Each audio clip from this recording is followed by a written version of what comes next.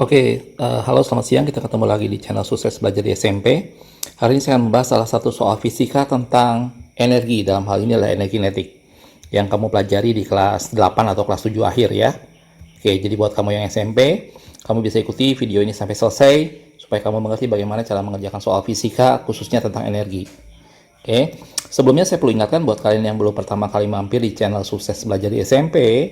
Pada channel ini kita menyajikan pembahasan soal dan penjelasan materi untuk IPA dan matematika. IPA-nya adalah kimia, biologi, dan juga tentu saja fisika.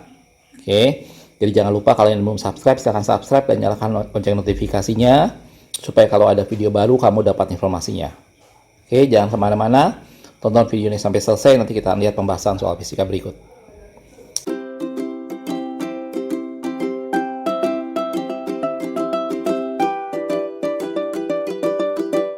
Nah, baik, kalau kita perhatikan sekarang soalnya adalah perhatikan gambar berikut. Ini ada sebuah gambar mobil.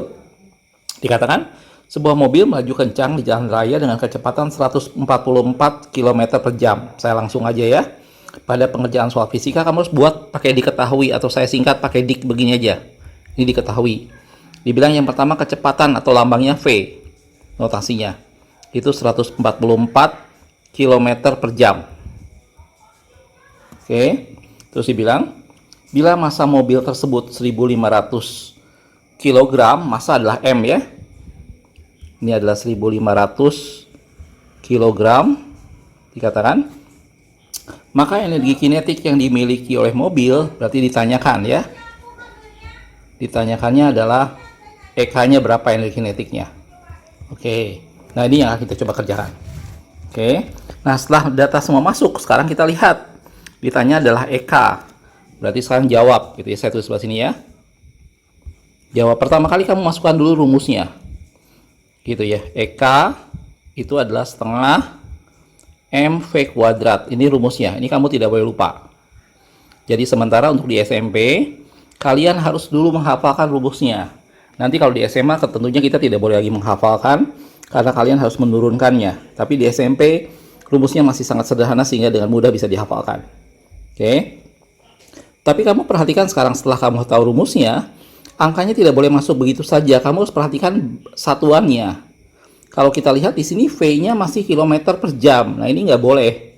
Di kelas 7 kamu pernah belajar besaran dan satuan. Dan besaran yang dipakai adalah besaran turunan yang dalam hal ini biasanya dipakai dengan meter per sekon. Jadi kamu harus ubah 144 km per jam jadi berapa meter per sekon. Gitu ya. Jadi kita ubah dulu. Jadi V-nya saya ubah dulu. 144 km per jam. Pernya saya buat begini biar kamu lebih gampang. Cara ubahnya gitu. Ya. Kita mau ubah menjadi meter per sekon. Gitu ya. 144 km ke meter berarti kali 1000. Kasih nolnya 3 gitu ya. Jam ke sekon berarti 3600. Mudah-mudahan jelas ya. Sehingga ini kamu tinggal hitung 144.000 dibagi 3.600.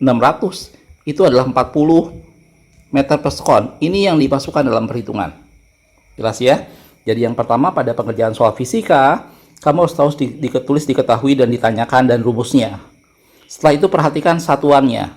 Kalau satuannya tidak sama, kalian harus samakan dalam satuan pokok atau satuan utama. Biasanya meter per sekon yang kita pakai. Dan setelah kita dapat inilah, baru sekarang kita bisa masukkan angkanya. Jadi EK itu adalah setengah. M-nya tadi masanya adalah 1.500 ya. Coba kita cek. 1.500 sudah dalam kilogram, berarti udah betul. Masukin 1.500. V-nya adalah yang 40, bukan yang 144 ya. 40 dikuadratkan. Setengah MV kuadrat. Nah ini tinggal hitung matematika biasa. Ini setengah saya biarkan dulu. Kali 1.500.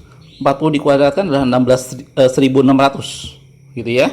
Supaya lebih gampang saya coret ke belakang aja. Jadi ini menjadi 800 gitu ya. Sehingga EK-nya tinggal 1.500 dikali dengan 800 gitu ya. Jadi ini adalah 1.200.000 joule satuannya gitu ya, betul ya. Nolnya adalah 1, 2, 3, 4, 15 dengan kali dengan 8 adalah 120. Betul ya? Jadi 1.200.000 Joule. Oke. Kalau kamu lihat dalam pilihannya, di sana tidak ada dalam Joule, yang digunakan adalah kilojoule, sehingga kamu harus ubah menjadi kilojoule. Tinggal kamu bagi 1000, sehingga ini menjadi 1200 kilojoule. Gitu ya. Kalau kita lihat pilihannya 1200 kilojoule itu adalah C. Ya, bisa ya. Jadi untuk mengerjakan soal fisika perlu kamu hati-hati. Pertama kamu perhatikan dulu yang diketahuinya apa. Setelah itu yang ditanyakan apa dan masukin rumusnya. Tapi bukan berarti terus kamu langsung hitung begitu saja. Satuan dari setiap data diperhatikan. Kalau ada yang perlu diubah, kamu harus ubah ke dalam satuan standar. Setelah itu baru masukkan perhitungan matematika biasa dan kamu dapat hasilnya. Sekali lagi, pada saat hasilnya pun kamu harus perhatikan satuannya. Kalau diminta kilojoule, ya berarti kamu harus ubah menjadi kilojoule. Karena yang kamu dapat pada perhitungan adalah joule biasa. Jelas ya? Mudah-mudahan video ini bisa dimengerti, tapi kalau kamu masih bingung, kamu boleh tanya di kolom komentar bagian mana yang kamu nggak ngerti. Nanti kita akan jelaskan ulang. Oke? Sekali lagi buat kalian yang misalnya punya PR atau punya soal yang ingin dibuatkan video pembahasannya, kamu share ke kamu punya Drive. Setelah itu kamu, tulis linknya di kolom komentar. Nanti kita akan download soalnya dan kita akan buatkan videonya. Oke?